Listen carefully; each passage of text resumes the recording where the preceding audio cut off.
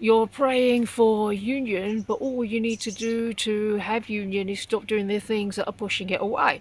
So how do you know where you're still pushing it away or not choosing it or choosing separation? Hidden fear can be one of the biggest blocks on the journey that cause us to make bad decisions of separation, but how do we know it's there? Could you be afraid of your union itself and just not realise it? Because the thing that we desire most is also often the thing that we're most afraid of. If you want it so much that you keep it far away from you because you think that keeps you safe, this can lead to you feeling blocked even though you deeply desire union. It's these fears that you've got to work through, because the fears are all illusory. None of these fears are ever going to be real, but they can cause us to not choose union. Are you avoiding the inner work because of this, even as you seek reunion? Because the thing that's going to bring you union is the inner work, the daily practice, the spiritual practices that are proven to bring the result of union. No amount of wishing or thinking or hoping or fantasizing is going to bring it to you, just the practices. Is there a part of you that's afraid of the responsibility of union? Could you handle a relationship so deep? Are you ready for deep love just yet? Are you worried that being with your twin flame would demand too much change? Sure, your life is going to change, like things are going to shift, but you don't have to worry about the details or the nitty gritty or the ins and outs of it, because when you come together and come closer and closer into alignment with each other, everything around you will naturally align into its appropriate place within your togetherness. Do you fear not being good enough to sustain a harmonious union? People do get into union and then fall out of it because a big block comes up, or they didn't do enough inner work, or they had a weak foundation, or whatever. Supposing you come into union with your twin flame, are you afraid that you'll go back into separation? Well, if you do, say worst case scenario, it really doesn't matter. You just do the inner work and you'll come back into union. That's it. Are you unconsciously resisting your good? Maybe there's blocks there to receiving all of your good, claiming all of your good. It's okay if that's the case. It's a pretty common block that a lot of people have, and it can take a while to clear it. Actually, I know of someone who talked a lot for a long time about blocks to receiving, and then they gave up on the journey because they allowed that to be the block that claimed all their good.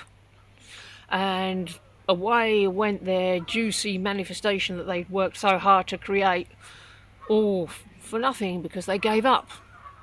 Don't be one of those people. Do you feel safer in longing than receiving love because you're more used to the longing, perhaps? Are you afraid that receiving love won't be safe or secure or reliable? What would happen if you were receiving all the love that you desire? Just ask yourself that question and let me know in the comments how that would feel like for you. Is your comfort zone tied to suffering or waiting? Because all separation is really painful, but maybe this area of separation, yeah, it's painful, but it's possibly a pain that one has learnt to live with. It can get a lot better than this, though. It can be a lot better than this. You never have to compromise. You never have to settle for anything other than perfect. Do you have a pattern of self-sabotage on the spiritual path? Maybe that's manifesting a lot of things that you're not desiring. Do you start healing work to just avoid it later? Are you being inconsistent in loving yourself? Do you put loads of energy into it at first and get really high and then it all drops off later? Do you delay decisions that could move your journey forward? Are you delaying that promotion or that move to be closer to your twin flame, or leaving that old relationship that still seems to be kicking around somehow that you might have even forgotten that you was in? Are you procrastinating on certain personal projects or creative endeavours that you need to be getting on with, but there seems to be always something else to do?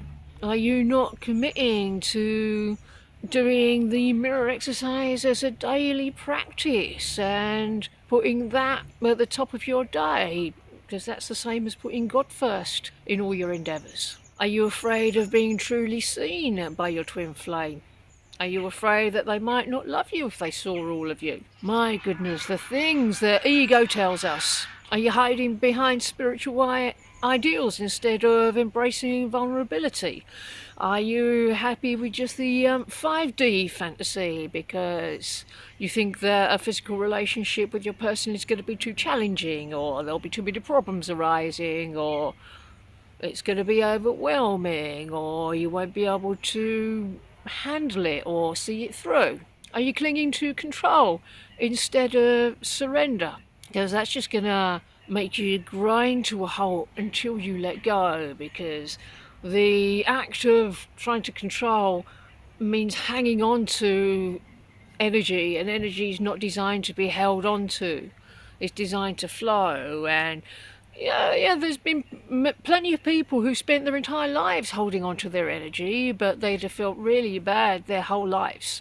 But if you're finding it difficult to let go of how and when union happens, that's a sign that you're lacking trust in the divine plan. Because it's only ever going to happen according to the divine plan. It's never going to happen the way we want it, or our way, or the way we expect it to happen. So the sooner you surrender to the divine plan, the sooner the divine plan can be carried out. But if you're stopping it with resistance and control, there's not going to be no plans being carried out at all.